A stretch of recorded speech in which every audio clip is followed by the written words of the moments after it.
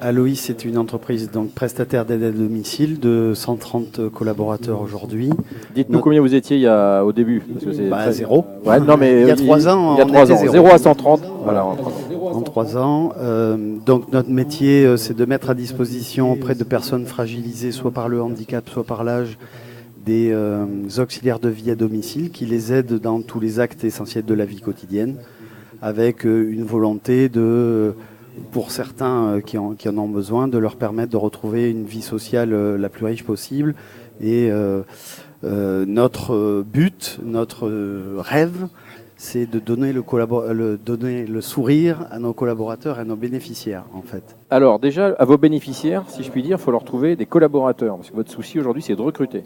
Oui, alors on a la chance aujourd'hui, par tout le travail de qualité en amont qu'on a fait, d'avoir deux moyens de recruter, en plus de Pôle emploi, en plus de tout le reste. C'est nos clients, nos bénéficiaires qui nous envoient des auxiliaires, et aussi par la cooptation, nos collaborateurs qui nous envoient des connaissances. Et on le disait, c'est 4 à 5 par an, c'est pas rien. On en a besoin aujourd'hui.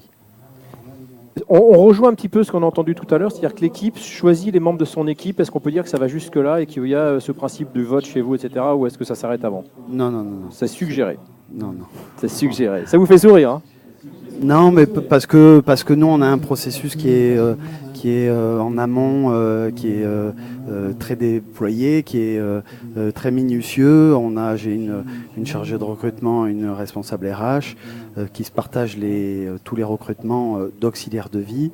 Et notamment, on fait des mises en situation qui nous permettent de voir si les personnes ont plus que la technique, la vocation pour faire ce métier. Concrètement, aujourd'hui, vous cherchez combien de personnes ?